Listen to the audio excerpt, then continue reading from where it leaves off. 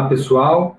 Estamos aqui começando mais uma live no Facebook, na minha fanpage do Facebook. Vou aqui esperar o pessoal entrar na live para começar, né, as perguntas. Vamos esperando o pessoal ir entrando. Vou ligar aqui também no Facebook, no celular, para poder ver as mensagens de uma maneira mais próxima aqui, né? Então, vamos lá. Pessoal que for entrando, aí a Luísa entrou, tudo bem, Luísa? Vamos esperando o pessoal entrar aqui. Para ir testando também o som, para ir testando como é que está a publicação. Vamos tentar ligar aqui também, através do celular. O pessoal já está entrando, vamos tirar o som aqui. Então tá aí, Luísa. Luísa, pessoal entrando, como é que está o som? Dá um ok, um like se você está ouvindo bem. Se tem alguma, você vai colocando alguma questão, alguma pergunta. Hoje o tema é amor e sexualidade. Tá? Amor, vínculos e sexualidade, né? Porque a sexualidade sempre gera vínculos de relacionamentos. Olá, Cris, tudo bem, Cris? Cris entrou, bem-vinda. Estão ouvindo bem? O som tá bom? Se tiver, dá um like, um ok, para a gente saber. A Carolina entrou também. Tudo bem, Carol?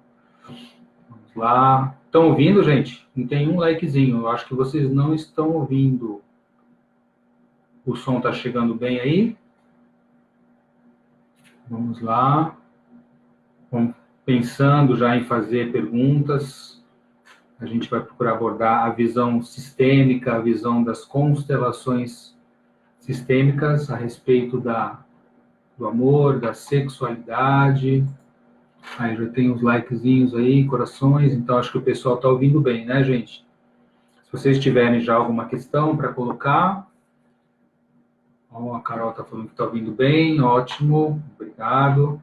Vão compartilhando, se vocês acham que esse tema é relevante, né? Quase não é relevante falar sobre amor e sexualidade hoje, né?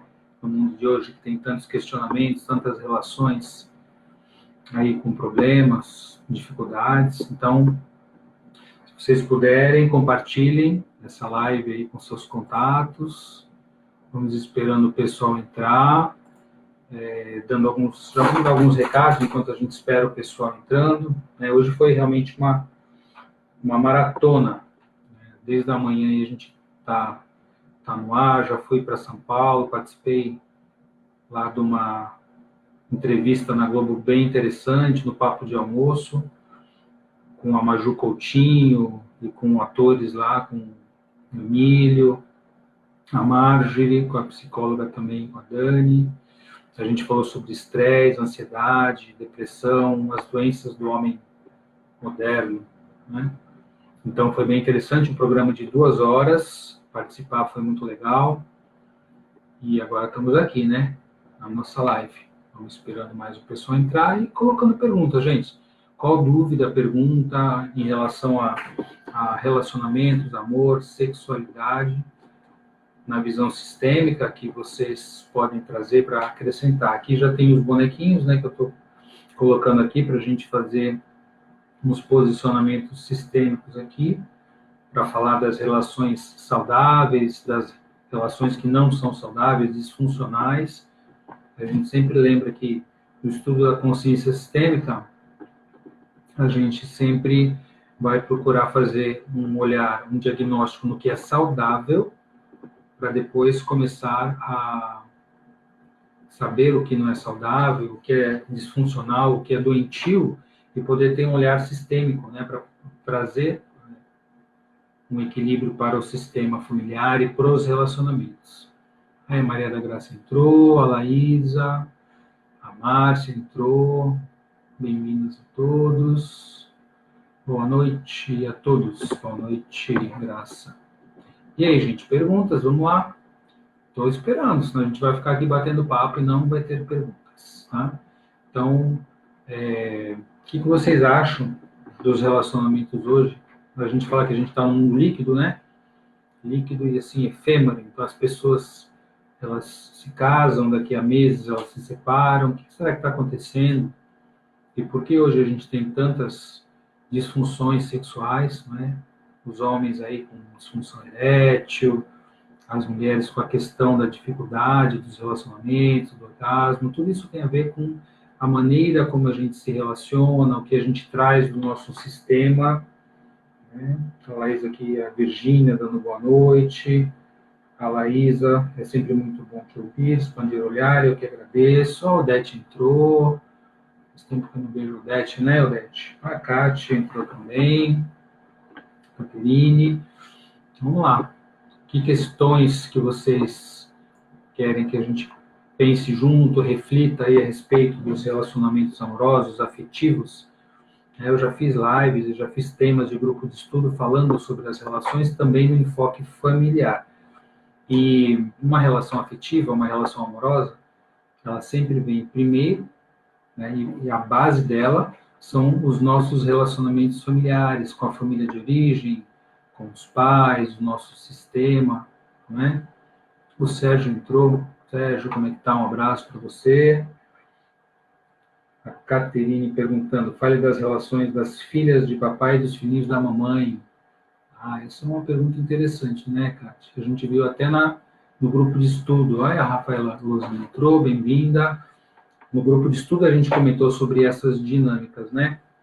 Como é que acontece e o que causa e quais são as consequências dessa relação, né? Quando nós somos... A Lídia entrou, bem-vinda, Lídia.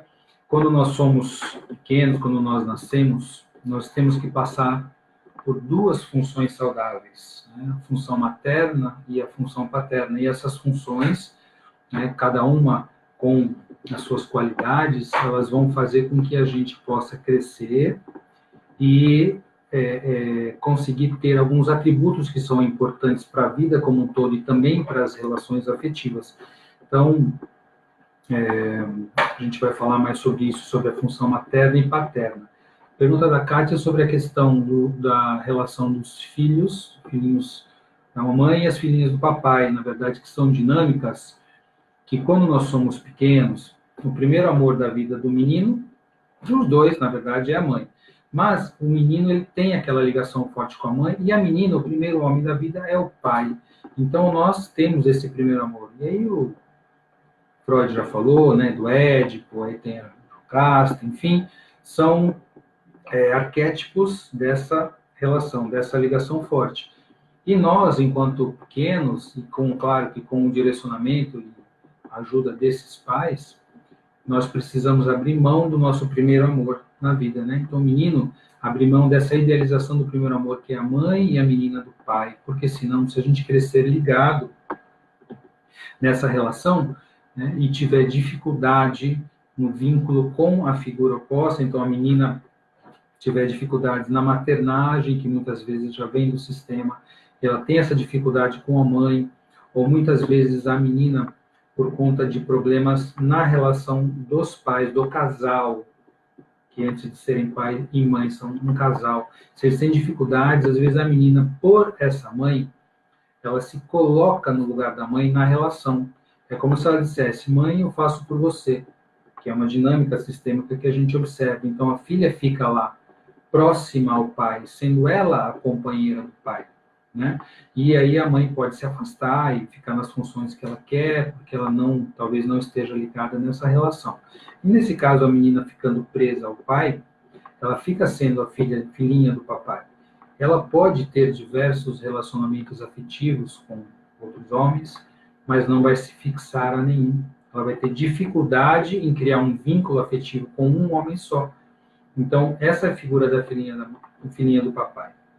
A gente vai desenvolver mais sobre isso aqui nessa live também. E o filhinho da mamãe é a mesma coisa. Ele fica vinculado, a mãe é a mulher perfeita.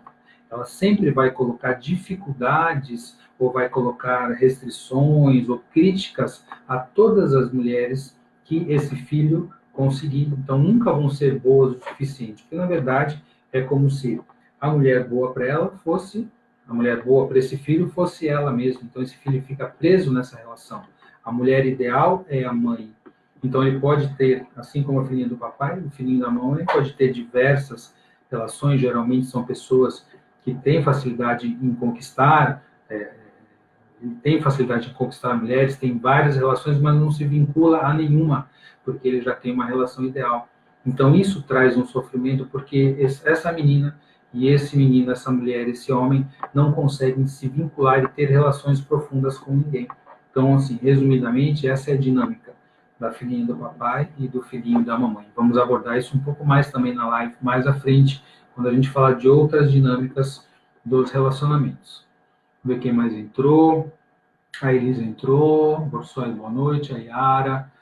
A Rafaela Luzano está aqui fazendo uma questão. Síndrome do pânico pode manifestar por relação materna e paterna? Interessante essa pergunta. Eu vou te responder, Rafaela.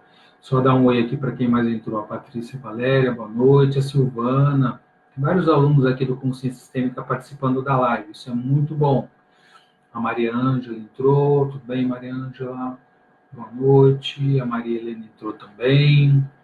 Bom, estão ouvindo bem, gente? Dá aí uns likes, umas curtidas para ver se está tudo certo com o som, com a imagem. E vamos dar continuidade aqui. A Rafaela Rosano fez uma pergunta que parece que nada tem a ver, né? Como falar de síndrome do pânico, de ansiedade e na relação com os pais. Eu dou vários cursos de formação e cursos temáticos também, e alguns deles sobre ansiedade, estresse e depressão, né? E as pessoas vêm com essas dinâmicas, inclusive foi o tema hoje lá do Papo de Almoço com a Maju, lá na Rádio Globo. A gente falou sobre ansiedade, depressão, eu acabei nem tocando nesse assunto, porque foram tantas perguntas, tantas possibilidades de conversa lá. Mas, quando eu dou nos cursos, na formação, eu pergunto assim, para o pessoal que é muito ansioso, muito estressado, eu faço uma pergunta: com quem você mais se parece quando você está desse jeito, quando você se vê, se percebe com extrema ansiedade ou com depressão, com estresse, com quem você se parece mais? Imediatamente as pessoas já fazem o link, né? Se parece com a mãe ou com o pai, não é? O pessoal brinca no consciência sistêmico, fala, vocês ficam culpando o pai, principalmente a mãe. A gente não culpa ninguém.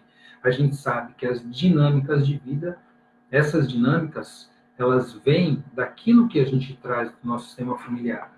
Onde que nós nascemos? Onde nós somos criados? Geralmente, se tudo correr bem, né, se não houve uma morte, uma separação da figura parental, mãe ou pai, né, nós vivemos no lar com os nossos pais, né? E quem que a gente observa, quem que a gente modela, né, para poder aprender e ter um repertório de dinâmicas de relacionamento e das nossas crenças, de quem a gente é, das crenças sobre relacionamento, os valores, as maneiras de nos relacionarmos. É dos pais, certamente.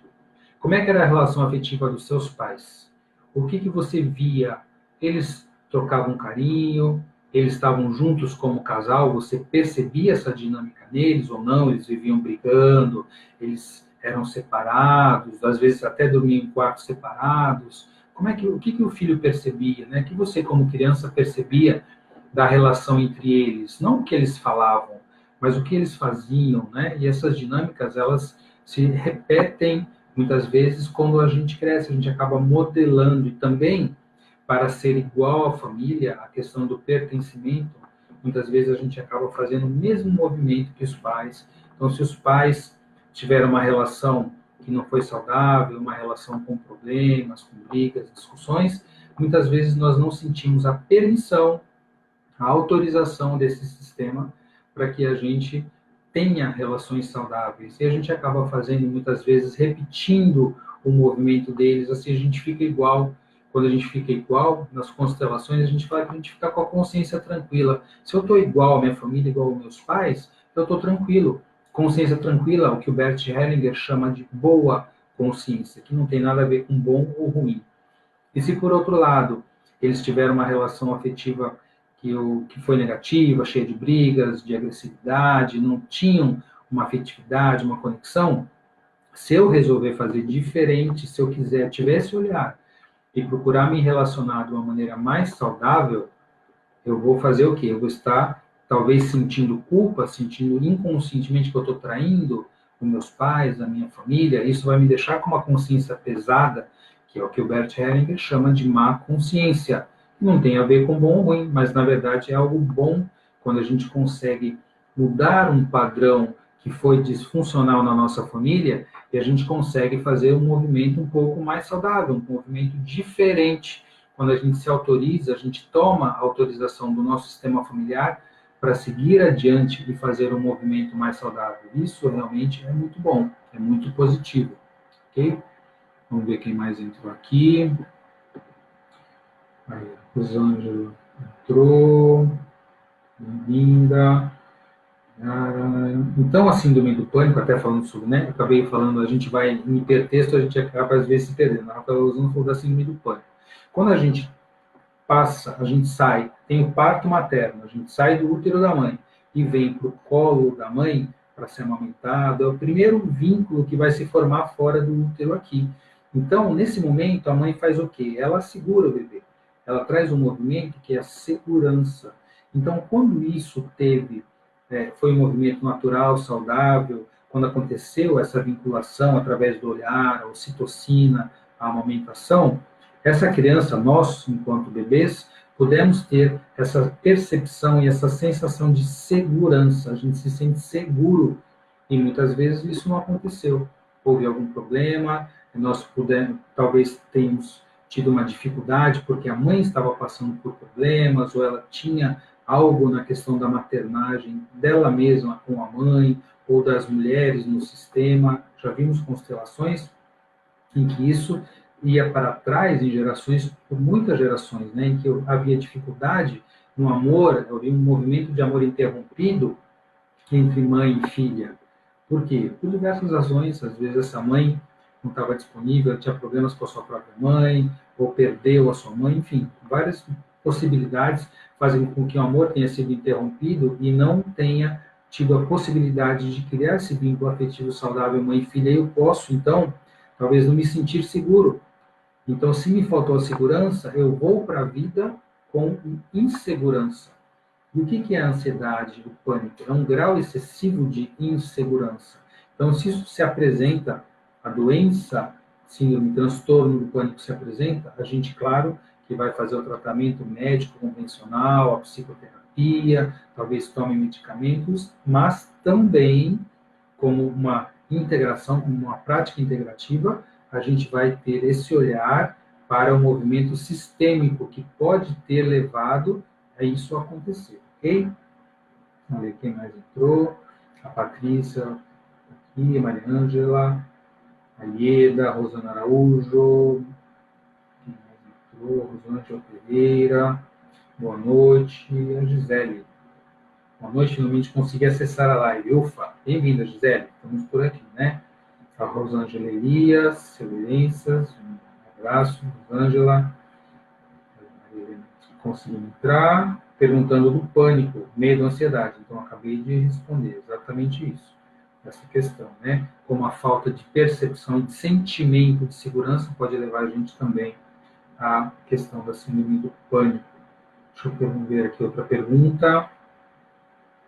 A Laísa perguntando, colocando, tenho ouvido muito no contexto psicoterapêutico que muitas mulheres, numa idade mais madura, e até mesmo de algumas mais jovens, que têm muita preguiça de começar de novo. Essa disponibilidade, você acredita que é sistêmico? Preguiça de começar uma nova relação, né, Laísa? Então, a gente observa isso sim, com certeza, né? Mas o que é isso? De onde vem essa preguiça, gente? Eu tenho preguiça de me relacionar. Assim, parece que é algo que não é nem compatível, né?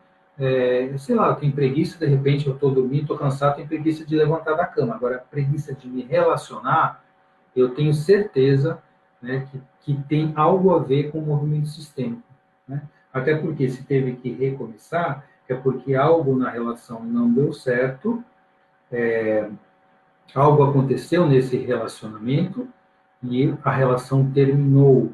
Talvez não tenha terminado bem, porque existem maneiras e maneiras de se separar. Até um artigo que eu publiquei essa semana, na coluna da Tribuna, na Tribuna Digital e também no site Somos Todos Um, eu falei sobre a questão da separação, que tem a ver com as dinâmicas de casal, de união, tem a separação, né? E eu coloquei a frase que o Bert coloca, que é atribuída a ele, que é mais ou menos assim: para separar é preciso mais amor do que para casar. E as pessoas, quando ouvem essa frase, ficam espantadas. Mas como assim para separar precisa mais amor do que para casar? Verdade. Todas as fases da vida, tudo na vida que a gente faz, tem que ter amor. E tem amor, com certeza. Até nas famílias disfuncionais, que têm relações doentias, existe amor também. Mas é um amor doentio. Porque o Bert Hellinger colocou que existe o amor saudável e existe o amor doentio. Quando a gente sabe identificar o que é saudável, sabe fazer um diagnóstico do que é saudável, a gente pode olhar também para o que não é, para o que é doentio, identificar e poder colocar em ordem. O grande legado que o Bert Hellinger nos traz é mostrar que existe na vida algumas leis, algumas ordens que ele chamou de ordens do amor, né? Ordens do amor que fazem com que a gente tenha uma vida saudável, que a gente possa experienciar a prosperidade, os relacionamentos afetivos saudáveis, né? A relação com as outras pessoas, né? Tudo isso vai ser saudável quando a gente consegue ter dinâmicas de relação saudável com a própria vida. E para isso a gente precisa seguir as ordens do amor, viver de uma maneira saudável. E as ordens do amor do Bert Hellinger são 3. É o pertencimento, a necessidade de pertencer. Por isso, quando eu falei da questão de a gente fazer diferente dos nossos pais, quando nós fazemos diferente, a gente sente a possibilidade de deixar de pertencer a esse grupo. Imagina que toda a minha família teve relações afetivas disfuncionais, doentias, com traição, com ciúmes, com brigas, enfim. Se eu quiser ter uma relação saudável, o que vai acontecer comigo, provavelmente? Eu vou sentir que eu posso ser excluído, deixar de pertencer a esse sistema. Isso me dá um peso na consciência, uma culpa, e provavelmente eu vou começar uma relação bem e vou terminar mal. E para poder terminar até uma relação, quando ela não dá certo, é preciso muito amor saudável, né? Porque um relacionamento é assim, mais ou menos 2 pessoas que se encontram, você tem aqui, a gente tem um casal, né? O casal começou a namorar, começou a se conhecer. Eles estão aqui nessa dinâmica, olha lá, olhando um para o outro, de frente, tá? Então, nessa fase, que é a fase do amor, que é a fase da paixão, eles estão se conhecendo. Isso dura um certo tempo, né? A partir de um certo momento, tem pesquisas que falam que o amor apaixonado, a fase da paixão mesmo, que é aquela fase primeira da relação, pode durar mais ou menos 2 anos. Depois disso, o amor já vai amadurecendo e outras dinâmicas de relação vão acontecendo. Mas claro que também pode continuar havendo paixão e, se for possível, isso deve ser mantido. Mas aí o casal não fica mais nesse movimento, de frente um para o outro. Se você vê uma relação que está lá, assim, 10, 20 anos de casado, e o casal está assim, por exemplo, numa constelação se coloca frente a frente o representante do homem e da mulher, então provavelmente eles estão numa fase de reavaliação do relacionamento. Depois de tanto tempo de união, assim eles estão olhando novamente um para o outro para se reconhecer, ou então está havendo dinâmicas de briga, de discussão dessa relação. Depois de um certo tempo que o casal está aqui, o que eles fazem? Que movimento? Eles voltam a olhar para frente, que nesse momento eles estão olhando, deixa eu achar aqui, o subjetivo da vida. Aí o casal começa a olhar para a vida. Então eles estão juntos, lado a lado, não precisam mais ficar olhando um para o outro, mas claro que tem momentos de olhar, de reconhecer, de ver a diferença, o que está acontecendo, e caminhando. Eles fazem aí um caminho junto, num sentido para frente, para a vida, porque também se tiver voltado para trás, um deles ou ambos voltados para a família de origem, eles vão ter problema. Se a energia do casal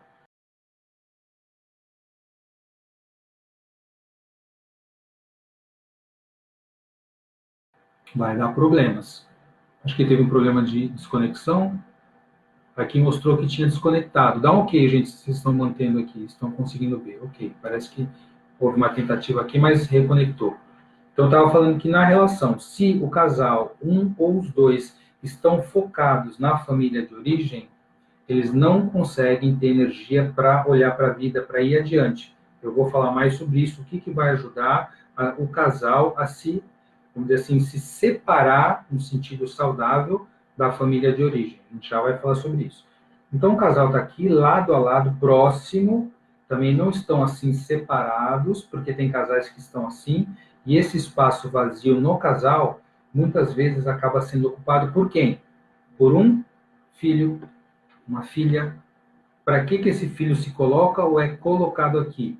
Para não deixar os pais se separarem, se afastarem.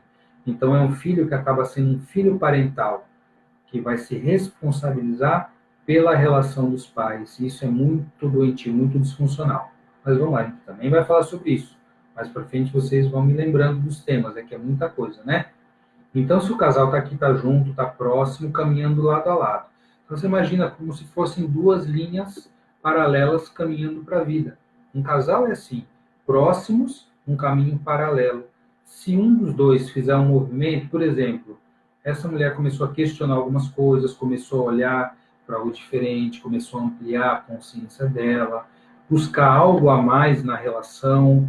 Então, ela caminhou, fez um caminho, ela mudou um grau para cá, por exemplo, né? E o marido não acompanhou, ou vice-versa também, né? Ou ele também pode ter começado um movimento diferente. Se os dois não ajustarem a relação e não caminharem nesse sentido, lado a lado, no mesmo caminho, paralelo um ao outro, imagina lá que você mudou um grau somente, bem pouco na sua dinâmica, na sua visão do que é relacionamento, e você mudou daqui a algum tempo, ela seguindo na reta dela e ele seguindo na reta dele, olha o que vai acontecer. Vai se evidenciar uma separação de ideias, de ideais, uma separação de desejos, uma separação de entendimento da relação.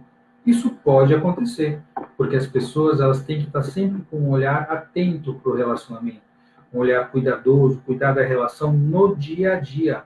Não só no aniversário de casamento, se lembrar, ou fazendo grandes eventos, por exemplo. Não, isso é no dia a dia é que vai construir o relacionamento.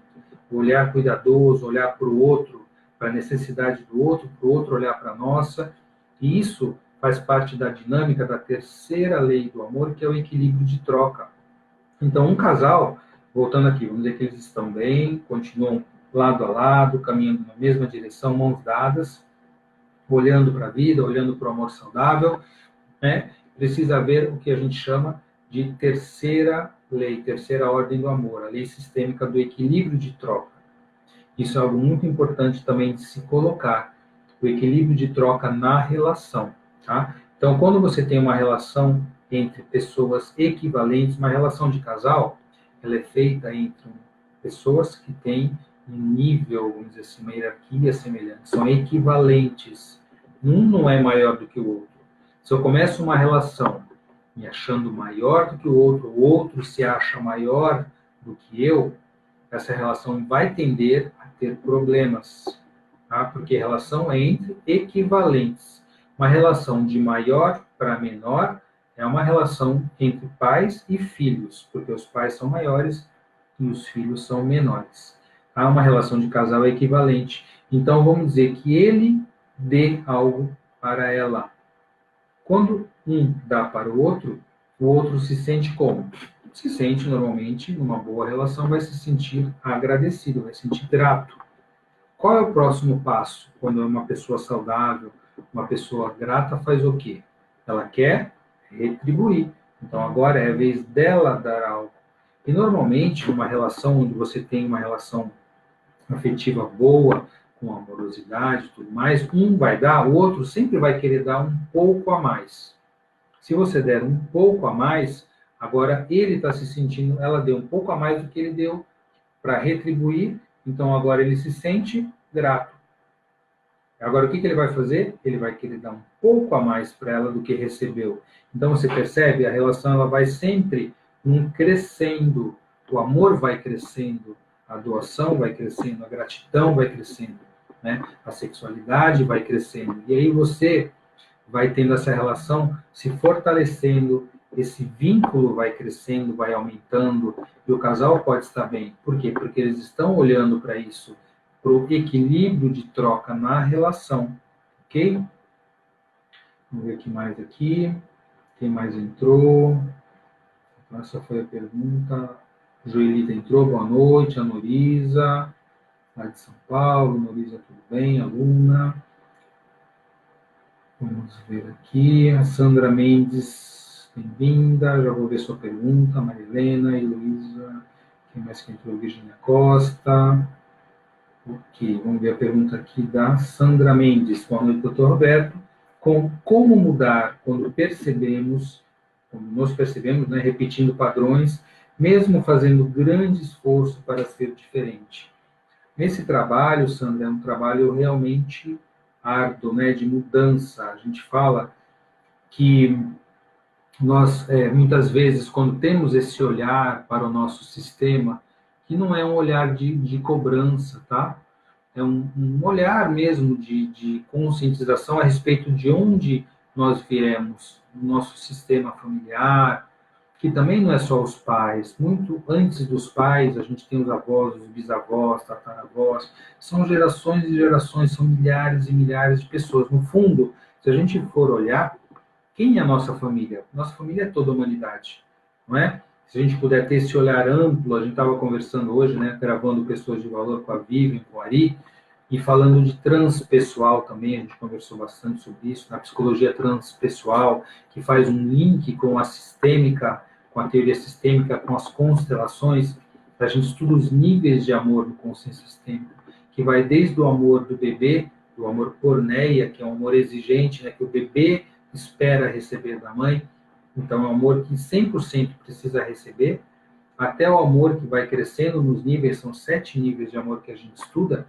vamos falar mais sobre isso também, o porneia, storgé, que é o amor da família, o filia, que é o amor do amigo, eros, que é o amor do casal, que tem a sexualidade entrando, aí vem a função materna, a função paterna, e o amor ágape, que é o amor no nível mais amplo, é o amor espiritual, é onde a gente pode olhar para toda a humanidade e falar, todos esses são minha família, né? Eu não preciso priorizar isso ou aquilo, tem um amor que é um amor universal, que é um amor espiritual, que provavelmente poucos conseguiram chegar até esse nível de amor na história inteira aí da humanidade. Os grandes mestres, né, ascensionados, eles conseguiram realmente evidenciar, viver esse nível de amor. Para nós que estamos aí na escola da vida aprendendo, ainda está bastante difícil, né? Então, como é que a gente pode, segundo a pergunta da Sandra, mudar quando a gente se percebe repetindo os padrões? Como eu falei, quando a gente repete os padrões familiares, a gente vai se conscientizando, mas quando percebe, a gente repete, né? Porque aquela dinâmica inconsciente, aquele medo de perder o pertencimento. Cada vez mais, a gente vai ter que aprender a ficar na má consciência, que é o quê? É fazer diferente e poder ter a autorização do nosso próprio adulto e buscar essa autorização, esse olhar também de todo o sistema maior, nosso sistema familiar bem grande lá para trás, querendo com que a vida continue no sistema. Como é que a vida continua no sistema? Quando a gente vai adiante, quando a gente gera descendentes, quando a gente traz ou dá algo também para a humanidade, quando a gente usa os nossos dons para ajudar os outros a crescerem com amor saudável. Isso é uma maneira do nosso sistema ir adiante. E se você for pensar, quando a gente olha para as disfunções, muitas vezes a gente está identificado com alguém do sistema que viveu isso, que é para mostrar, segundo a teoria do sistema, todos estão interligados, todos os elementos do sistema são interligados e são interdependentes. Se a gente quer que isso mude, mudar os padrões, a gente precisa olhar para um sistema bem amplo e entender e perceber e sentir mesmo que esse sistema precisa de nós saudáveis, bem, com amor em ordem, com equilíbrio para poder levar esse sistema adiante. Aí fica muito mais fácil, porque a gente consegue sair desse padrão mais restrito, né, dessa família mais nuclear, muitas vezes, que tem uma dificuldade de vivenciar um amor saudável e a gente acaba repetindo esse padrão. Se a vida chegou até nós, nós somos a janela do nosso sistema, eu costumo falar assim, né? Nosso sistema em nós se abre para o mundo, se abre para a humanidade.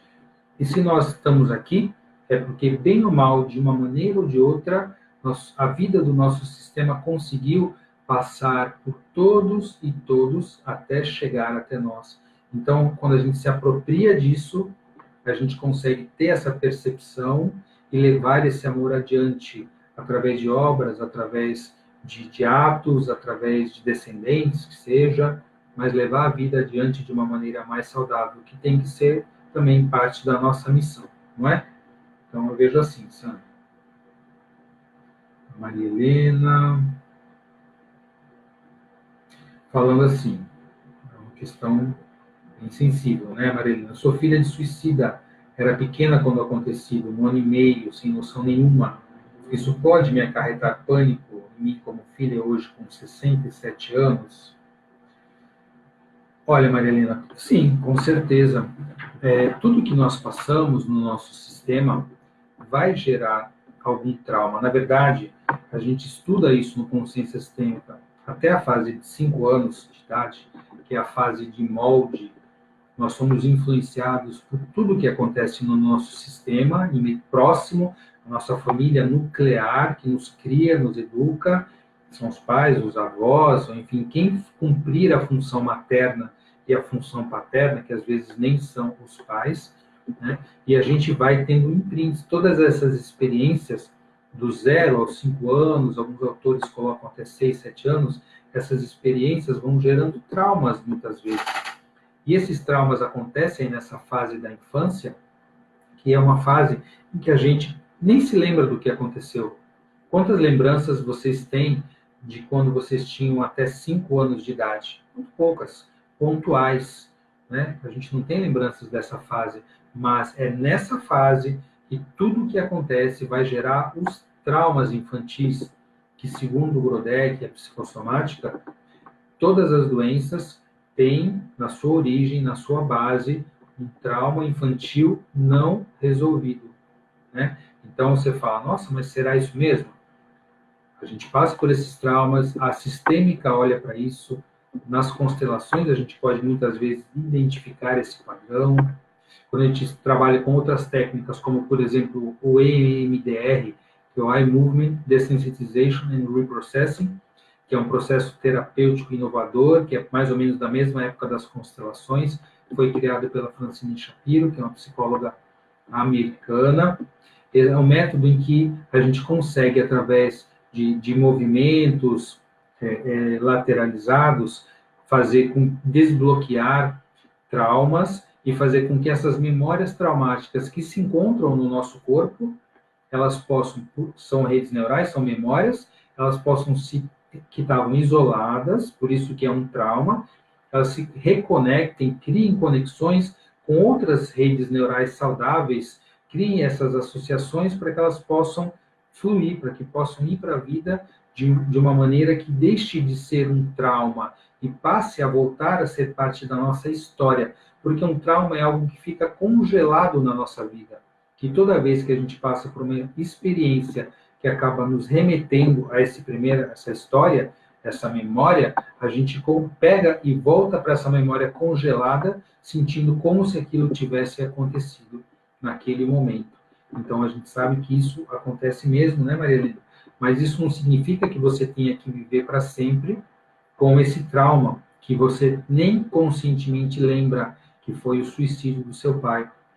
Trabalhando isso no processo psicoterápico, através do MDR, através das constelações, de outras técnicas que consigam chegar realmente na profundidade que esse caso exige, você pode ressignificar tudo isso, trazer isso como uma história da sua família, faz parte, sim, da sua história, mas você não precisa ficar presa no trauma, e você pode novamente seguir adiante, né, levando isso como parte da sua história, também não excluir a história. Ninguém mais fala nisso, né, porque ninguém na família quer falar dos loucos, dos suicidas, né, das prostitutas que tem na família, ninguém fala sobre as coisas feias, só de coisas bonitas. E isso tem que ser também abordado, por quê? Porque senão nós estamos cometendo uma exclusão, e as exclusões vão contra a primeira ordem do amor, que é o pertencimento. Então você tem que incluir isso, faz parte, todos fazem parte do sistema. até mesmo aqueles que suicidaram, aqueles que foram embora, que fugiram, que foram contra os movimentos da família, fizeram algo reprovável na sociedade, foram loucos, foram bandidos, todos fazem parte do sistema, do nosso sistema, e se estiverem incluídos, cada um com a sua história, isso não quer dizer que a gente concorda com o que tenham feito ou não, mas eles fazem parte, sim. Então, quando podem fazer parte e não foram excluídos, são incluídos, o movimento do sistema não precisa ser repetido, porque quando nós excluímos alguém que fez algo no sistema, então um suicida. Ninguém fala, segredo de família, daqui a 1 ou 2 gerações, ninguém mais tem nem a informação. Mas você pode ter a certeza que algum descendente lá na frente, 2ª, 3ª, 4ª, 5ª geração que seja, vai se identificar com a dor desse excluído lá atrás, mesmo que nem haja mais essa informação disponível cognitivamente no sistema. Mas a memória do sistema, as ligações, as inter-relações, interconexões entre os membros do sistema vão fazer com que alguém lá na frente, uma geração adiante, algumas gerações, se identifique com esse sofrimento, para que o sistema olhe para isso e possa trazer de novo uma inclusão para esse sistema voltar a ficar com o amor mais saudável, com o amor em ordem. Ok, Maria Helena? O que mais? A Eliana. Então, está perguntando, respondendo para a Maria Helena, que ela também gostaria de ouvir os comentários. Então, já está respondido. A Gláucia, boa noite. A Conceição, a Jusilene entrou. A Roberta, Patrícia, Jaqueline. Vamos ver, tem mais algumas perguntas aqui. Vamos ver se tem outras aqui embaixo. Quem mais entrou? Está entrando bastante gente. O Vinícius entrou também. Bem-vindo, Vini. A Samanta. Quem mais? A Jusilene, a Margarida. Bem-vindos, bem-vindas a todos que estão entrando. A Paula Martins. Ô, Paulinha. Tudo bem? A Marina entrou. O Jorge está aí. A Érica. A Érica também, colega, médica de família, que faz um trabalho muito bacana lá no interior. Bem-vindo a todos. A Roberta colocando aqui. Roberta Faglione, minha amiga de escola de muito tempo. É possível que, havendo problemas em ambas as famílias do casal, que se ama muito, haja uma carga negativa que os impeça de viver bem em plenitude? Roberta, você conhece alguma família que não tem problemas? Eu não conheço. A gente brinca de falar assim, as nossas não tem, né? Mas lá fora está cheio de problemas nas famílias. Então, todas as nossas famílias têm bastante problemas, trazem muitos problemas, certamente. Como é que o casal pode lidar com isso para que isso não interfira na sua relação? Então, vamos olhar para essa dinâmica, vamos olhar para como é que um casal pode realmente viver a sua relação, né? Claro que trazendo toda essa carga familiar, mas podendo ir adiante e tendo um destino mais saudável. Então, nós falamos na sistêmica que um casamento, uma união, serve justamente para isso. Para que a gente vai casar com alguém? Para que a gente ama e se relaciona com alguém e quer ir adiante junto com essa pessoa? Nós queremos, porque isso também é um movimento para curar o nosso sistema. Não é uma pretensão, eu sou pretensioso, não tem nada a ver com pretensão. É um movimento que busca, porque, como eu falei antes, todo o sistema busca ser mais saudável. Então, se eu quero ter um amor mais saudável no sistema, eu preciso também da ajuda de alguém de fora que traga um movimento diferente do meu sistema. Eu estava falando no início dos níveis de amor. O primeiro nível de amor é o amor porneia. É o amor que o bebê tem pela mãe. Então, nessa primeira fase, só existe bebê e mãe. E a mãe faz o quê? O que eu falei, aquele movimento. Sai do parto, então o bebê vem do útero para o coração da mãe. E tem toda aquela dinâmica de vinculação aqui fora, no mundo. Né? O bebê está aqui, recebendo olhar, segurança, amamentação, está junto com a mãe, onde ele aprende a autoproteção, autopreservação, a segurança, a própria segurança, amor próprio. Isso tudo se faz nesse movimento da função materna. Depois precisa ter a função paterna, né? Então, quando esse bebê vai crescendo, começa a caminhar, começa a se fazer esse movimento que vai se afastando da mãe, caminhando, pequeno mesmo, afastando assim, simbolicamente, claro, né? Ele vai se aproximando de quem? Da função paterna, do pai. A mãe autoriza esse bebê, ela leva, a função materna leva o bebê, a criança, o filho, até a função paterna. Então o bebê começa a perceber, a criança pequena começa a perceber, que já está na fase aí dos 1 ano, 2 anos para 3 anos, que existe alguém diferente da mãe. Esse é o pai. Né? E além do pai, existe também a família. Então o amor ele já se expande. Do amor porneia, em que a criança só recebe, é um amor que ela começa a interagir com outros membros da família, ela começa a ver quem é diferente também, então tem o pai diferente, a mãe é igual, porque a criança se sente igual à mãe, até certa fase, depois o pai, que é o diferente, e a família também. Então aí já entra o nível de amor storgé, que é o amor da família, que é o amor do clã familiar. A criança começa a ter essa percepção do diferente. E esse amor, essa criança vai crescendo, vivenciando esse amor do igual com o diferente, meu pai, minha mãe, os dois se relacionam, então tudo bem, é legal amar alguém diferente, é permitido, isso minha mãe faz, então, né, são movimentos que, claro, que não são pensados, não são cognitivos, mas são sentidos por essa criança, por esse filho. Ele tem uma autorização a olhar para o diferente, para validar o diferente. Por quê? Porque minha mãe fez isso. E meus pais se relacionam. Eles têm uma relação de casal, eles também não são só pai e mãe. Porque quando a gente fala dos níveis de amor, que a gente fala das leis do amor, a hierarquia é a segunda lei, o pertencimento é a primeira, hierarquia é a segunda, equilíbrio de troca é a terceira. Na hierarquia, sempre quem é maior tem que estar presente, tem que transmitir sua força para quem vem depois. Então você tem primeiro o casal. O casal se uniu primeiro, eles se uniram numa relação. Depois, quem que veio? O filho. O filho veio depois. Então, o casal é muito importante. A hora que o filho vem, né, o casal se transforma também em quê? Em pai e mãe. Então, os dois, agora, além de ser um casal, eles são pai e mãe. Mas eles não são só pai e mãe, porque muitos casais se esquecem da hierarquia, eles abrem mão do casal para virar pai e mãe. Às vezes até se chamam pai, mãe, né? Um chama o outro de pai e de mãe.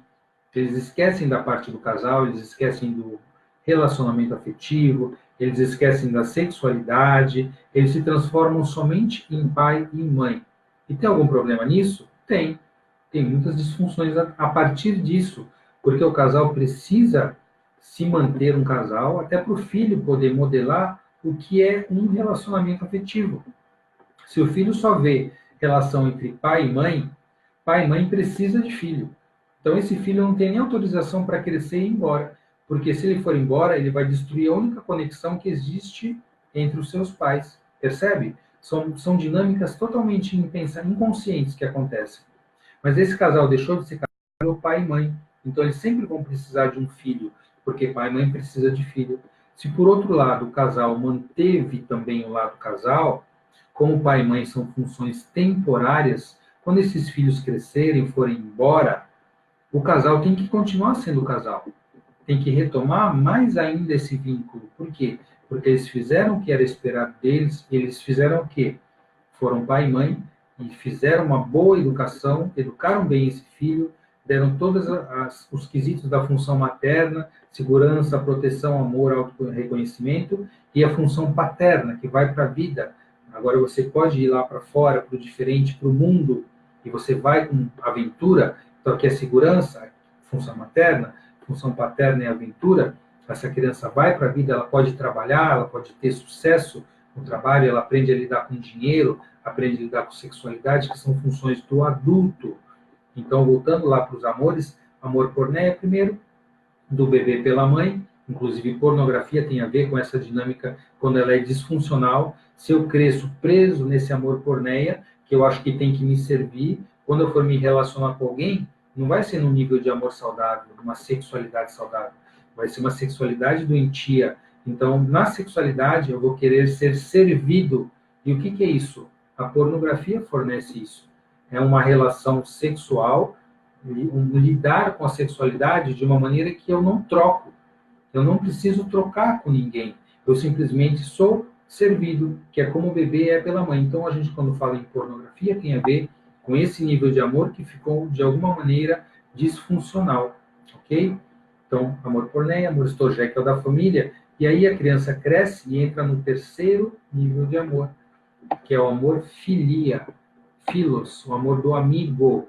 A criança começa o quê? Vai para a creche, vai para a escolinha, começa a ver outras crianças.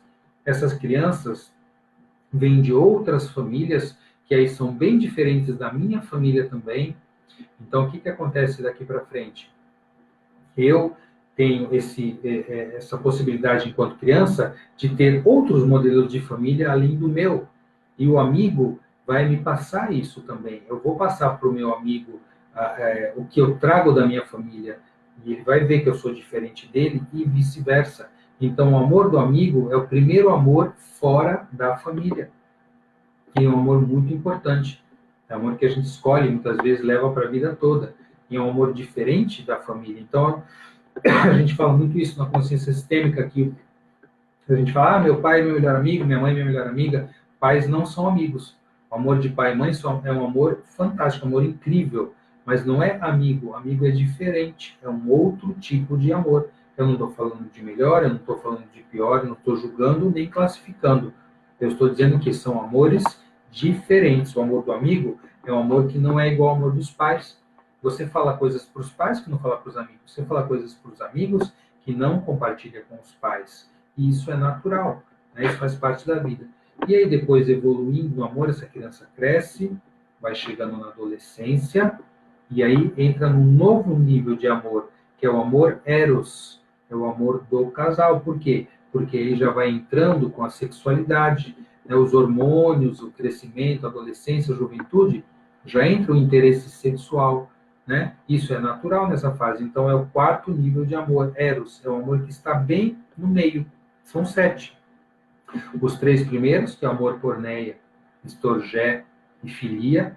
Porneia e storgé são amores infantis. Filia, você já tem que ter uma troca. A amizade tem troca. O eros, que é o amor seguinte, a sexualidade tem que ter troca, porque são entre equivalentes.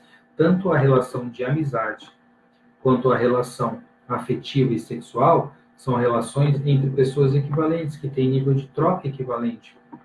Então, é o amor equilibrado, em que você recebe e você dá. Já é o amor. O amor filia é o amor da criança e do adulto, porque a gente vive a amizade, começa a viver a amizade na infância, e até a idade adulta a gente tem amizade, que, aliás, cada vez se torna mais importante as amizades, inclusive quando a gente envelhece e precisa dessa rede de apoio, de amigos no processo também de envelhecimento, né, como uma rede de proteção social, de troca de afetividade.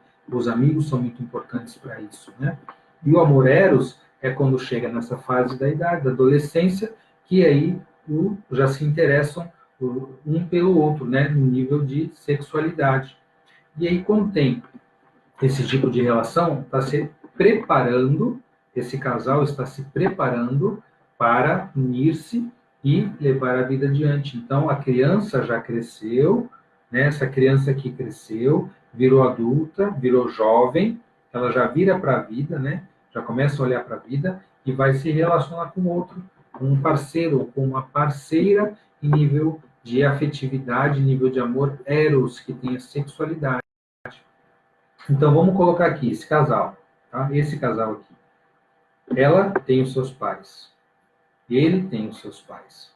E a gente vem dessa família. Quando a gente cresce, começa esse movimento de adiante, quando vem o amor eros, o amor da sexualidade, né?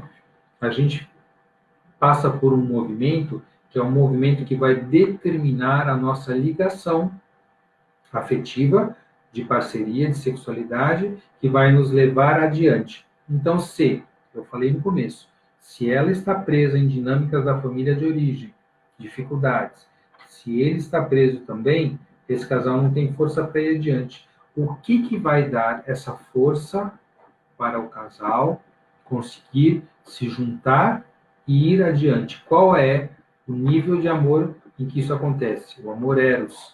E o que vai dar essa força? É a sexualidade. A sexualidade é uma energia de vida, é uma energia que une esse casal, ele se une através da sexualidade, no primeiro momento, Isso deve continuar também pela vida do casal, independente da idade, porque a sexualidade é uma energia de casal. E aí, vamos dizer, vamos representar esse subjetivo como a sexualidade do homem, ela fica aqui. Sexualidade é uma energia que está empurrando a gente adiante. Libido, Jung falou que é uma energia de vida, uma energia que nos leva adiante da criatividade. E aqui a sexualidade da mulher, que fica aqui atrás. Isso é papel da sexualidade. É fazer o quê? Esse movimento, percebe? Aqui está a família de origem dele e dela. Entre o casal que se formou e as famílias de origem, tem o quê? A sexualidade. A sexualidade deles vem seccionar, vem separar o casal da família de origem. Tá? Então, quando eu tenho uma sexualidade saudável, eu me vinculo, e quanto mais sexualidade o casal vai tendo, mais vai se vinculando na relação, na parceria. E isso secciona, por isso que vem o nome sexualidade, vem de seccionar a relação desse casal infantil com a família de origem. Agora eles têm uma relação adulta com a família de origem, uma relação em que o amor já é dentro, já é interiorizado. Não precisa mais ficar grudado à família de origem, tá? Então esse casal pode e tem permissão para seguir adiante, criar a sua própria família através da sexualidade, do amor, da parceria. Eles vão levar a família adiante, vão ter os filhos e esse movimento vai à frente. Então o nível de amor eros é o amor responsável por isso, com uma boa sexualidade e a gente tendo a má consciência, a pergunta da Roberta, e conseguindo viver sem a culpa de fazer diferente, sem precisar ficar grudado na família de origem, querendo resolver todos os problemas da família de origem, querendo ser o salvador, porque a gente acaba aí entrando nessa dinâmica de triângulo dramático, né? Se eu preciso salvar alguém, eu preciso salvar uma vítima, né, e tem alguém que está agredindo. Essa é a figura do triângulo dramático de Cartman, ok? Sexualidade, Patrícia perguntando a sexualidade saudável no casal. A sexualidade é isso que eu falei, é um movimento, uma energia de vida, é uma energia que vincula. A sexualidade serve para quê? Para vincular o casal. Se você tem uma sexualidade saudável e forte entre o casal, esse casal tem força e energia para seguir adiante. A sexualidade vai seccionando, separando a família de origem, eles podem ir adiante. Agora, se você tem uma sexualidade fragmentada, como é que é fragmentada? Eu tenho relação com 500 pessoas, porque é muito moderno, né? Hoje em dia, nossa, eu vivo muito bem a minha sexualidade. Então, eu transo com várias pessoas, várias ao mesmo tempo, várias no mesmo dia, enfim, que seja, da maneira que você quiser, porque o corpo é meu, é a minha liberdade. E é um discurso que a gente vê por aí. Não estou criticando, não. Cada um faz aquilo que acha que tem que fazer. Mas se minha sexualidade ela é dividida, compartilhada entre tantas pessoas, eu não consigo ter esse movimento forte para me separar da família de origem. Então, muitas vezes você vê jovens, adultos, que não têm um vínculo, né, uma sexualidade vinculada com alguém, mas tem ela espalhada por muitas pessoas, não tem força de sair do sistema familiar. E aquela figura que eu falei lá no comecinho, do filhinho da mamãe e a filhinha do papai, muitas vezes são homens e mulheres que têm muitos relacionamentos e não conseguem ficar com nenhum, porque a sua sexualidade também, claro que essa dinâmica de estar preso e conectado com o pai ou com a mãe é responsável por isso, e essa sexualidade que não fica forte e não é compartilhada com alguém, é muito espalhada, não dá força para que eu consiga me separar, me seccionar, me desvincular saudavelmente da minha família de origem. Entende? Esse é o movimento. Tá? Aí a Maria Ângela está falando aqui. Deixa eu ver quem mais entrou aqui para dar um oi. Depois eu volto para as perguntas. Então aqui o pessoal está entrando, bastante gente. A Paula, a Marinho, o Jorge, a Erika, a Fabiana Alves entrou, bem-vindos. A Ju entrou, a Fabiane, bem-vindas. A Eunice também entrou. Estamos aí com quase 40 pessoas. Compartilhem, gente. Se você acha que essa live é um tema que tem a ver com questões importantes na vida das pessoas, das famílias, dê uma compartilhada aí nos seus grupos para ver se mais gente entra, né? Se bem que essa live vai ficar salva, todas as lives do Facebook, elas podem ser assistidas posteriormente. A pergunta aqui é a colocação da Maria Ângela. Uma frase de Bert Hellinger. Uma nova relação não tem o mesmo efeito da primeira. Isso se revela pelo fato de que o marido ou a mulher de uma pessoa que se casa pela segunda vez não ousa tomá-la e mantê-la como a primeira união. A razão é que o casal experimenta a segunda união com culpa em relação à primeira. Então, isso é algo que, assim, é muito relativo, né? Depende de como você lidou com essa separação da primeira relação, né? Não quer dizer que todas as segundas relações vão ter problemas por causa de culpa. Eu não vejo assim, não entendo dessa maneira, né? A primeira relação, claro, o Bert fala na questão do vínculo. Quando você tem uma primeira relação, o vínculo é mais forte. Então, muitas vezes é mais difícil, claro, que você tenha uma separação de uma primeira relação. A partir daí, se você tem outros relacionamentos, né, por exemplo, você tem uma segunda relação, uma terceira, uma quarta, claro que isso pode denotar alguma dificuldade nas dinâmicas de relacionamento, né? Mas cada vez que você se relaciona com pessoas novas e tem uma relação, uma parceria, um vínculo, é mais fácil separar. Então, se você teve lá 5 relações, a quinta é muito mais fácil separar do que a primeira, porque a força do vínculo, ela vai diminuindo, a força do vínculo. Eu me senti vinculado, né? Mas o amor, ele pode ser muito maior. Não estou falando de amor. Claro que você convive, tem uma relação, e aí teve problemas, você separou, e você tem uma nova relação.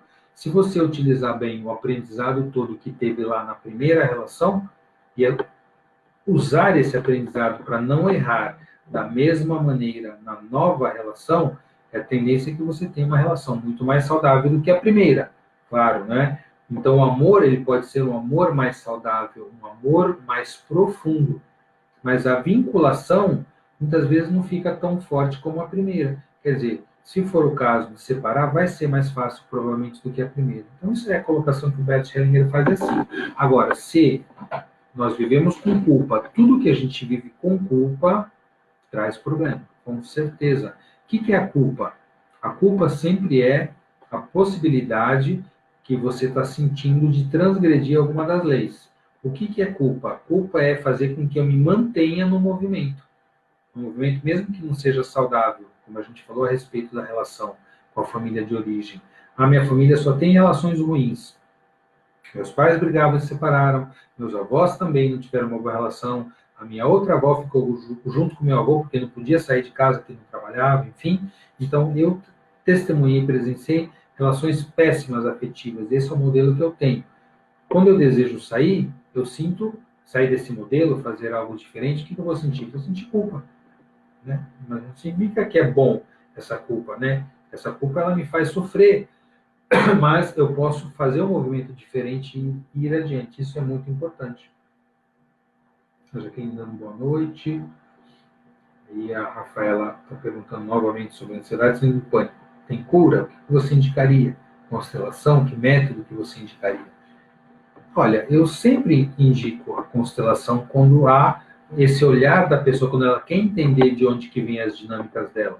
A constelação não é uma panaceia, não é um milagre, nada disso. Ela faz parte das práticas integrativas, né? Então, muitas vezes, uma constelação potencializa um tratamento terapêutico. Você tem que saber quando indicar para essa pessoa que é necessário ela fazer uma terapia para acompanhar. A constelação, ela desvela, ela mostra as dinâmicas profundas do sistema que muitas vezes a gente não conhece, a gente não tem essa informação. Então, claro que sim, constelar é uma maneira de você olhar para isso. Então, vou aproveitar até para fazer um convite. Quem for aqui da região, Baixada Santista, São Paulo, quem estiver próximo, amanhã, dia 19, a partir das 8h30 da manhã, vai ter o workshop de constelações aqui da Ser Integral. Eu acredito que não tenha mais vaga para constelar, mas para participar, você pode vir participar e, se você não conhece o que é uma constelação, a profundidade do alcance da visão das constelações sobre o nosso sistema, venha conhecer. Eu convido você a vir participar amanhã, a partir das 8h30, aqui na Ser Integral, na Conselheiro Nébias, 754, tá? Participe do workshop, a gente vai ter constelações o dia inteiro, vamos fazer dinâmicas sistêmicas também, conversar sobre esses temas, ok? Sempre é uma oportunidade de ampliação da consciência imensa. Fica aí o convite para vocês, tá? O que mais? Aí deixa eu ver aqui.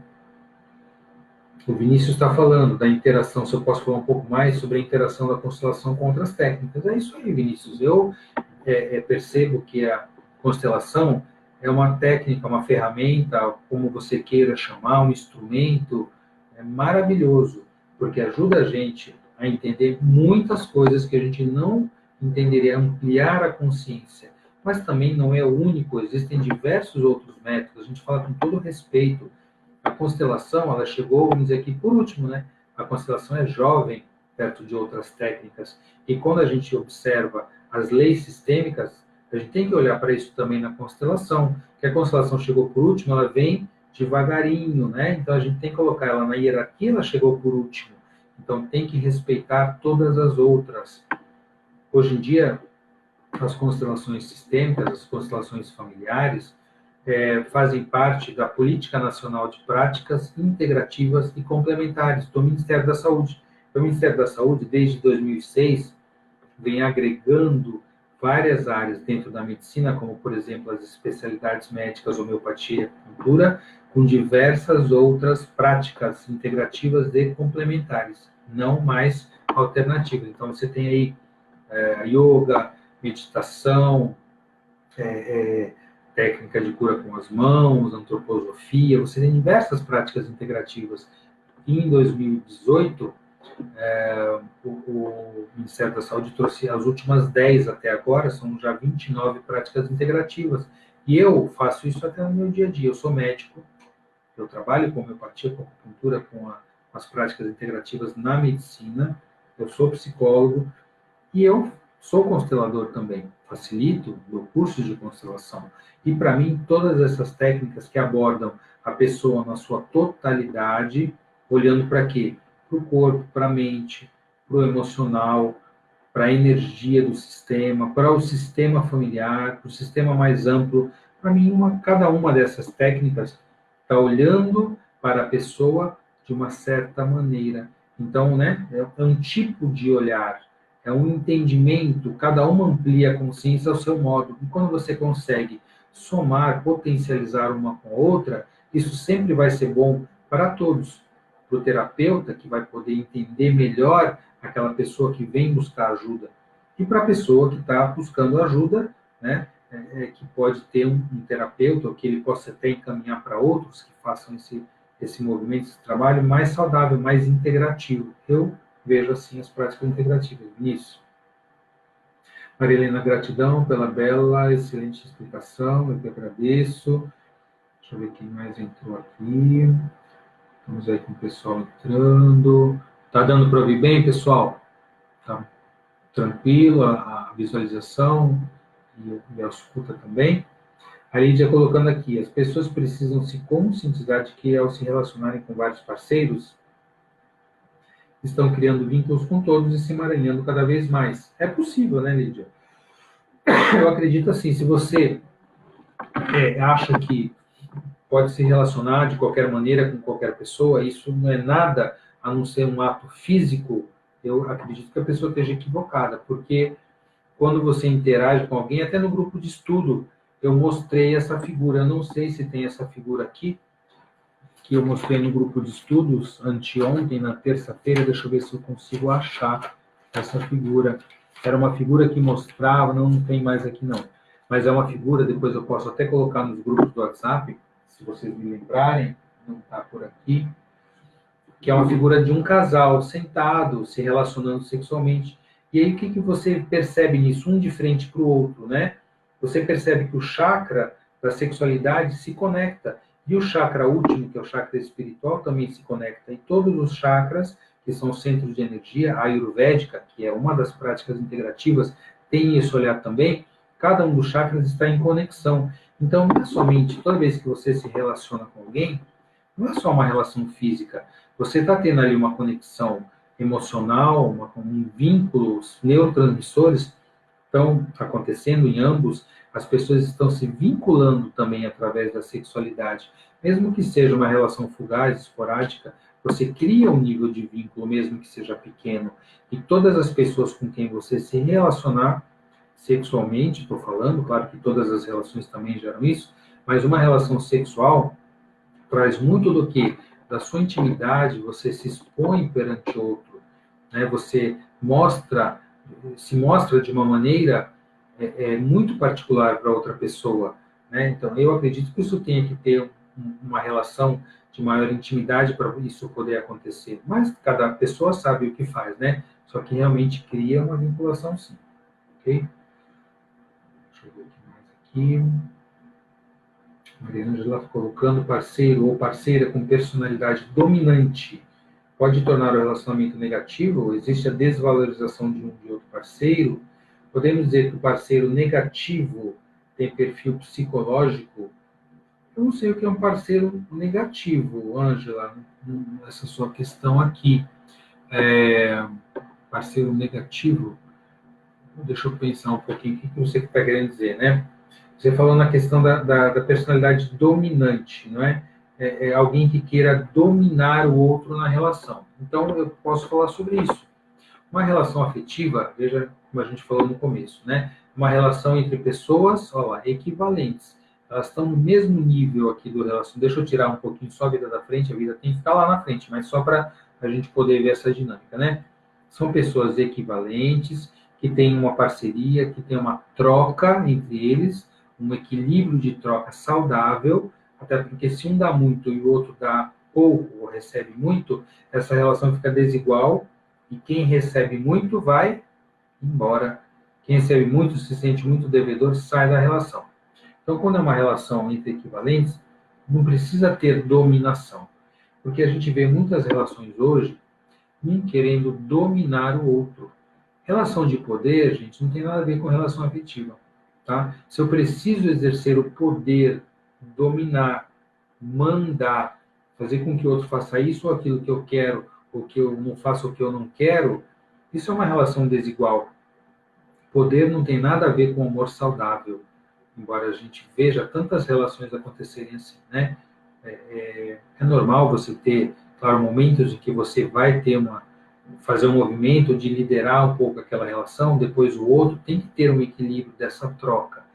Agora, uma relação dominante, eu preciso dominar, eu vejo muito isso, pessoas falarem, principalmente em relações assim, essa família, quem manda são os homens, as mulheres só obedecem, as mulheres não têm voz ativa, como era antigamente, né? Lembra das relações antigamente?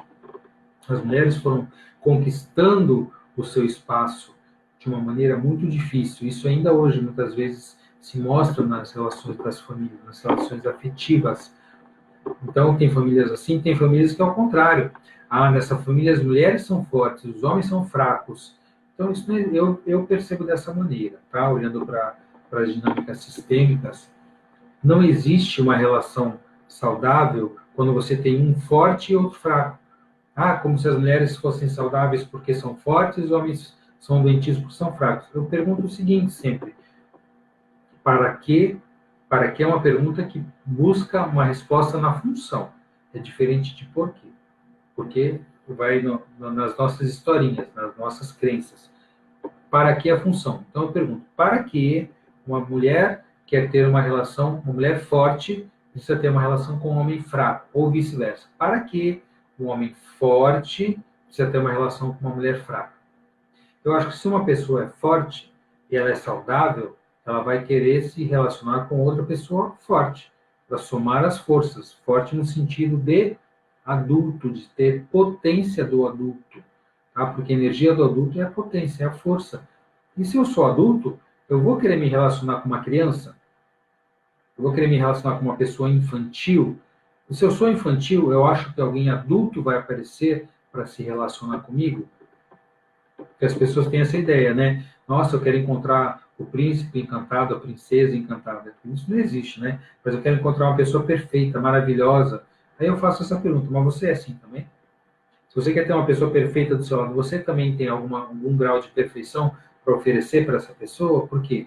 Como é que uma pessoa que é tão perfeita vai querer ficar comigo se eu sou tão imperfeito? Então a gente precisa parar de idealizar.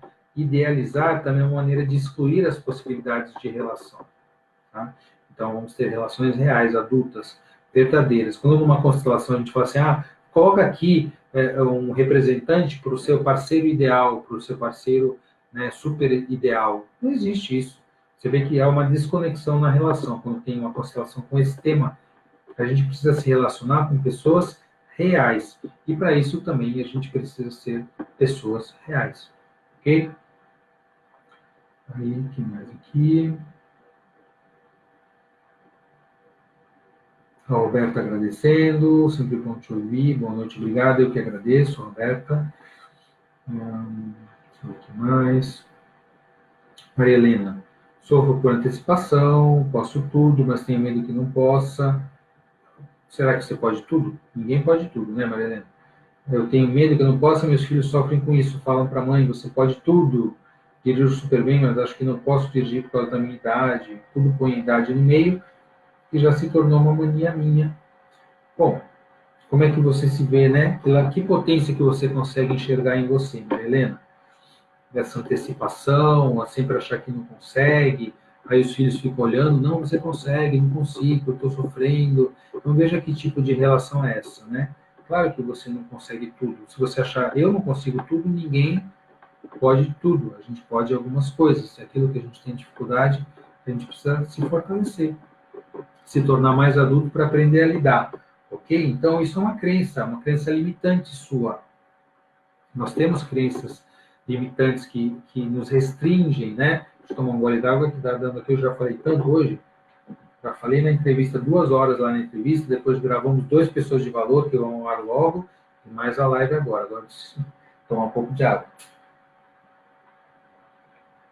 Então, Marilena, a gente não pode tudo, não. Mas também a gente não pode nada.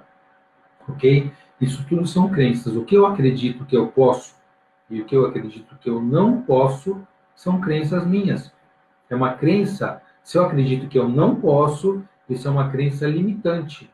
Uma crença limitante de capacidade. Eu não consigo fazer isso. Crença limitante de capacidade. A gente tem diversos tipos de crença limitante. De identidade, quem eu sou, crenças limitantes de merecimento, eu não mereço. Então, e a gente tem que transformar essas crenças em crenças potencializadoras. Eu posso, eu mereço, eu sou uma pessoa de valor para ter isso, mas para identificar muitas vezes de onde vêm esses padrões de crenças limitantes, a gente precisa olhar lá para o nosso sistema. O que você, o que eu, quando criança, escutamos. Né? Nós escutamos o quê? Vai lá, você pode, você consegue, né? Você vai conseguir, pode ser difícil, mas vai em frente que você consegue. Isso tudo são falas da função paterna também, principalmente a função que te leva para a vida. Vai, eu confio em você, você vai conseguir. A gente ouviu isso?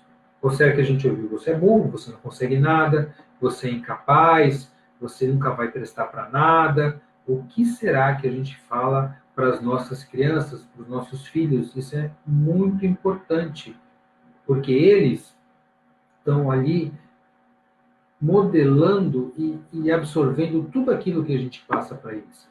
Se a gente passar para eles que eles podem, eles vão achar um valor neles próprios para terem essa crença positiva de capacidade que eles conseguem. E também, se a gente colocar os filhos para baixo, falar coisas negativas para eles, eles também vão acreditar nisso, tá? Então, olha para você. A Maria Ângela, maravilhosa live, grato. A Maria Ângela, sim, isso mesmo. A Eliana, que pode estar por trás quando um casal jovem se separa e um deles não se abre mais a uma nova relação.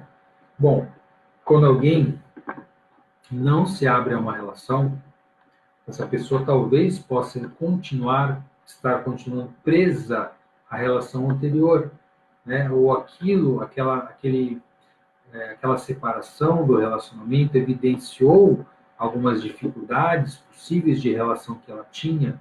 Então, aí eu vou voltar. Olha, já estamos chegando a 1h20, mais alguns minutos a gente vai encerrar a live, tá? Até 1h30 a gente faz mais ou menos, né?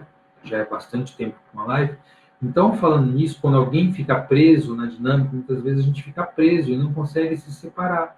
O casal já separou, mas um fica preso naquela dinâmica, naquela relação. Por isso que eu volto para aquela primeira frase que o Bert Hellinger fala, para amar para separar, é preciso mais amor do que para casar. Então, se você tem esse casal, vamos aqui abrir o campo novamente para mostrar o casal, ok? Acabou a sexualidade, eles estão lá no movimento em que teve aquela separação, lembra? Um casal andou um pouquinho diferente. Começou a ter novos valores, começou a olhar para coisas diferentes, andou 1 grau de diferença e o outro não acompanhou. Então, aquela linha paralela do relacionamento, mesma coisa que o avião. Imagina que o avião está numa rota no céu. Se ele anda meio grau para um lado, quando for daqui a algumas horas, ele está em outro continente. Ele não está mais onde ele teria que estar, né? No casal também. Se você tem essa separação de 1 grau, com o tempo, esse casal vai estar separado. Esse casal vai separar. Os ideais deles vão ser diferentes. Então, essa separação que está aqui, ela tem que ser vivida também. Se não for mais possível se resgatar a relação, se não houver mais aquele amor que vai vincular o casal, se não houver mais a sexualidade, enfim, pode acontecer de separar. Ninguém casa. Eu acredito que ninguém casa para separar, mas pode acontecer das pessoas terem esse movimento de separação, né, que vão se separando, talvez porque mudaram seu caminho, talvez porque estão muito presas e vinculadas às dinâmicas da família de origem ou de outras pessoas e gerações na família de origem, então ficou presa e não conseguiu estar aberta para um relacionamento. A menina pode estar presa ao pai, o menino pode estar preso à mãe, diversas outras possíveis dinâmicas sistêmicas que acontecem, tá? Mas então vamos dizer que não tem jeito, tá? É uma questão que a separação já aconteceu, não tem filho no meio para segurar, porque às vezes os filhos se colocam por amor, querem segurar os pais, né? Às vezes os pais colocam o filho ali, tem casais que têm filho com a seguinte fala: vamos ter um filho porque a relação está muito ruim, vamos ver se a gente se o filho ajuda a gente a ficar junto. Isso, gente, é uma relação de abuso, é um filho que vem para ocupar um lugar que não é dele. Um lugar de segurar os pais não é o lugar do filho. Esse filho está aqui numa hierarquia disfuncional, ele está junto na mesma linha dos pais, hierarquia, tá? Ele está ameaçado o pertencimento dele, o equilíbrio de troca. Esse filho está num lugar totalmente doentio, disfuncional para o filho, tá? Só para citar isso aqui. Aí já seria na live de pais e filhos que a gente pode falar sobre essas dinâmicas disfuncionais que os filhos são colocados fora das suas funções saudáveis. Okay? Função saudável de filho é os pais, o excesso de amor dos pais, da relação dos pais, para seguir adiante vem através de um filho. Isso é função saudável de filho. Todo o resto, filho que vem para cuidar da relação dos pais, filho que vem para cuidar dos pais quando envelhecerem, para cumprir funções que os pais querem, seguir profissões que os pais querem, isso tudo é um abuso dos pais sobre os filhos, é uma dominação que não deve acontecer. Mas isso a gente fala em outra live, ok? Então, esse casal que está aqui realmente separado, ok? Né? E aí precisa ter um grande amor para se separar também. Por quê? Porque senão a mágoa, o ressentimento, o ódio vai fazer com que um queira atingir o outro. Então, quanto mais a gente tem isso, mais preso você fica. A parte boa da relação acabou e o vínculo negativo através do ódio, através da raiva, de querer magoar e machucar o outro, permanece na relação. E quem eles vão usar muitas vezes para isso? O filho, ok? Então, muitas vezes, um filho é colocado nessa triangulação com os pais que estão se separando sem amor saudável. Mas você não falou que acabou o amor? Acabou o amor da parceria. Mas eles podem sempre continuar olhando um para o outro. O que eu trouxe, o que o outro trouxe de bom para mim, enquanto foi bom, enquanto a relação pôde acontecer de uma maneira saudável, uma maneira boa, eu tenho que manter isso mesmo na hora da separação. Senão esse filho, então um se coloca como vítima, ela é vítima, ele é o vilão, e aí, triângulo dramático, qual figura que está faltando? Salvador. Se coloca o filho na posição de Salvador. Então, a mãe fica, você vai ficar comigo, ele nos traiu, seu pai te traiu. Imagina, gente, como é que o pai traiu? Ela teve um problema com o marido dela, o que tem a ver com o pai dessa menina? O que tem a ver colocar essa filha nessa posição? Ou o contrário, sua mãe não presta, ela foi embora, ela fez isso, né? Você tem que ficar comigo. Essa criança sempre vai ser colocada, quando é esse tipo de relação que acontece, num lugar que não é saudável para ela. no lugar de precisar salvar um dos dois, ou o pai ou a mãe, ou ficar dividida, porque um filho, ele é filho dos pais, não é desse casal aí, esse casal que está se separando. Para nós, pais sempre estão juntos dentro de nós. Pai e mãe não se separam. Quem se separa é o casal. Então, esse casal tendo um amor, eles estão se separando, aí eles vão para aquele movimento de olhar um para o outro e fazer algumas dinâmicas de separação com amor saudável. É quando um diz para o outro: eu vejo você, você foi muito importante para mim, enquanto a nossa relação durou, eu fiz o melhor que eu podia, e você também fez o melhor que você podia. Mesmo quando a gente fez coisas que não deveria ter feito, coisas que não foram saudáveis, eu fiz aquilo que eu conseguia, e o outro também fez. Então, eu assumo a responsabilidade por tudo que eu fiz de bom e por tudo que eu fiz de ruim na relação. Ou seja, a minha parte eu assumo. E eu deixo você com a sua parte, o seu 50%. Porque uma relação é 50%. Mesmo quando um traiu, outro foi traído, saiu, não saiu, brigou, não brigou, cada um foi responsável 50% de tudo, do bom e do ruim da relação. Porque se eu colocasse, não, eu só fui responsável pelo bom e você só fez coisas ruins, então eu sou a vítima e você é o vilão. Aí já falta somente quem? O salvador, a criança que vai entrar. Eu sou responsável por meus 50%. Eu deixo você com os seus. Okay? Então eu quero que você tenha um caminho saudável, siga adiante para a sua vida e eu sigo adiante. O amor permanece em mim. A gratidão por tudo que você conseguiu me dar e por tudo que eu consegui te dar na relação. Se não deu certo, a gente fez o que foi possível enquanto conseguimos para dar. Tá? Ok? Quando eu olho para o nosso filho, para a nossa filha, eu vejo você nela. E eu amo você ainda através desse filho. E o outro vai fazer o mesmo movimento, a mesma dinâmica. Isso é uma separação saudável. Isso é uma separação sistêmica. É quando um consegue olhar para o outro na separação, em vez de ter a mágoa, a raiva, conseguir olhar para o outro porque foi bom na relação, ter gratidão pelo que aconteceu. Mesmo que foram coisas negativas, pelo aprendizado da experiência. Eu sou grato por tudo que aconteceu. E se teve um filho, então tem um destino comum, né? Se criou uma comunidade de destino, uma família nova, esse filho está ali, né? Ele sempre vai permanecer. Quando eu olho para o meu filho, eu estou vendo quem? A minha parceira, o meu parceiro, porque também é 50% desse filho. Olhar para isso, ter essa consciência, que muitas vezes demora muito tempo para a gente conseguir, é um movimento sistêmico saudável. Isso é o amor necessário para separar, que precisa ter mais amor ainda do que para casar. Esse é o amor que o Bert Hellinger fala quando você tem uma separação. Ok, gente? Olha, já estamos caminhando para o final, tá? Aqui o pessoal falando, Ana Cláudia entrou, Ana Cláudia chegou no finzinho, né?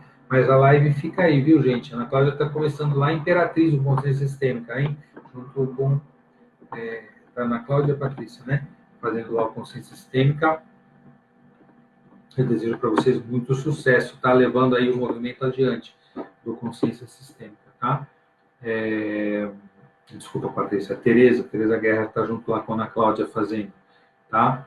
O Consciência Sistêmica lá no Maranhão, lá em Imperatriz. O Fernando está lá em Miami, daqui a pouco ele está voltando. A gente tem aí mais de 20 sedes do Consciência Sistêmica agora no Brasil acontecendo, né? Que é um movimento que vem crescendo tanto. Eu lembro que quando eu fiz, anos atrás, tinha 4 cidades fazendo Consciência Sistêmica. Você vê como esse movimento é um movimento que se expande aí por todo o país, né? E essa live que foi de falar, a Aida Rezende está entrando, muito bom, gratidão, eu que agradeço pela presença de todos aqui, né? Foi um prazer poder falar, aí 1h30 de live, né? Acho que tá legal, gratidão, vamos fazer a nova live daqui a 15 dias, quinzenalmente estou fazendo lives, ok?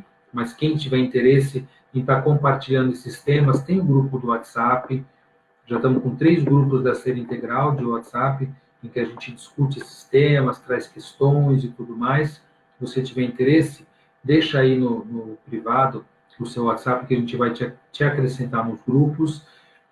Amanhã vamos fazer o workshop de constelação. Consciência Sistêmica começou em Santos, em São Paulo. Se você tiver interesse, ainda dá para entrar na Consciência Sistêmica, no módulo 2, e fazer depois a revisão que a gente faz, ou repor em outra sede, em outra cidade também do Consciência. E como esse tema é um tema muito especial, né, é um tema que muito mais coisa ainda pode ser dita, em muitos movimentos para aprender, eu faço um convite para vocês. Quem quiser, tiver um interesse, eu vou fazer um workshop presencial aqui em Santos sobre relacionamentos familiares e afetivos. Não só familiares, mas também afetivos, amorosos. Esse workshop vai ser no dia 10 e 11 de maio, sexta-feira à noite, das 19 às 23, e sábado, das 8 às 18.